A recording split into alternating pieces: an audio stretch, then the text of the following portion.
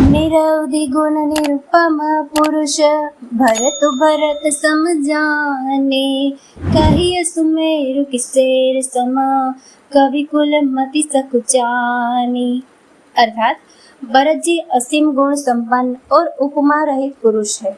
भरत जी के समान बस भरत जी ही है, ऐसा जानो।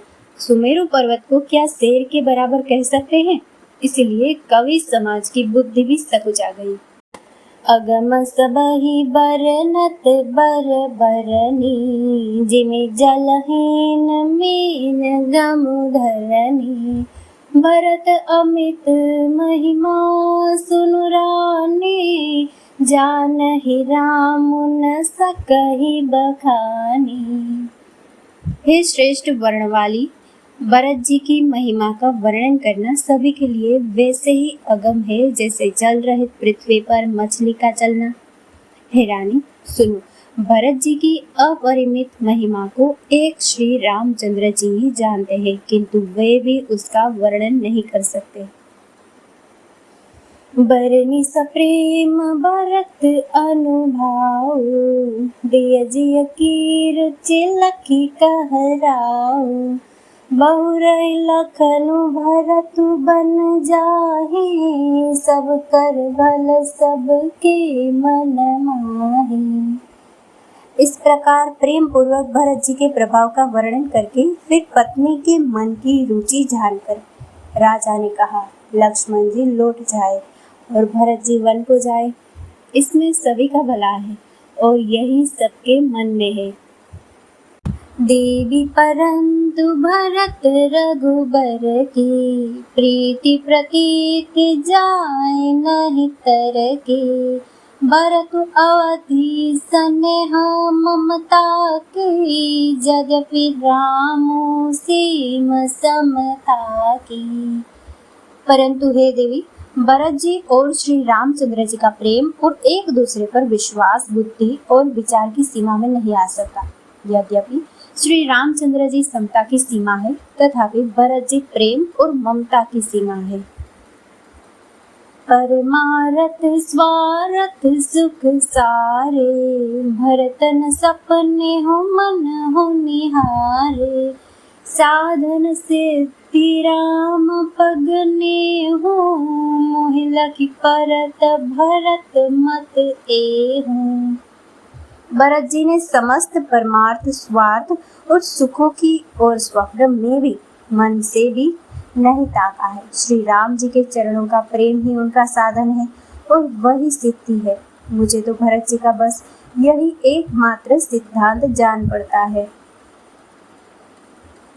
बोरे हो भरतन पेली हई। मन सहु राम रजाए। करियन सोचु स्नेह बस। कहे भूप बिलखाई। राजा ने बिलख कर कहा, भरत जी भूलकर भी श्री रामचंद्र जी की आज्ञा को मन से भी नहीं टालेंगे, अतः स्नेह के वश होकर चिंता नहीं करनी चाहिए। राम भरत गुण गणत सप्रीति। निसि दंपति पलक समवीति। राज समाज प्रात जुग जागे। न्याय न्याय सुर पूजन लागे। श्री राम जी और भरत जी के गुणों की प्रेम पूर्वक गणना करते पति पत्नी को रात पलक के समान बीत गई। प्रातः काल दोनों राज समाज जागे और नहा नहा कर देवताओं की पूजा करने लगे। गे नहाई गुर पहिर गुराए। बंदी चरण बोले रुख पाए। नाथ भरतपुर जन महतारी। शोक बिकल बनवास दुखारी। श्री रघुनाथ जी स्नान करके गुरु वशिष्ठ जी के पास गए और चरणों की वंदना करके उनका रुख पाकर बोले, हे नाथ, भरत अवधपुर वासी तथा माताएं सब शोक से व्याकुल और वनवास से दुखी है। सहित समाज राव मिथिलेषु। बहुत दिवस भय सहत कलेषु। उचित होई सोई कीजिए नाथा, हित सब ही कर रो रे हाथा। मिथिलापति राजा जनक जी को भी समाज सहित कलेश सहित बहुत दिन हो गए, इसीलिए हे नाथ, जो उचित हो वही कीजिए, आप ही के हाथ सभी का हित है। अस कहि अति सकुचे रघुराऊ, मुनि कुल के लखि सीलु सुभाऊ। तुम बिनु राम सकल सुख साजा, नरक सरिस दुहु राज समाजा। ऐसा कहकर श्री रघुनाथ जी अत्यंत ही सकुचा गए। उनका शील स्वभाव देखकर मुनि वशिष्ठ जी पुलकित हो गए। हे राम, तुम्हारे बिना संपूर्ण सुखों के साज दोनों राज समाजों को नरक के समान है।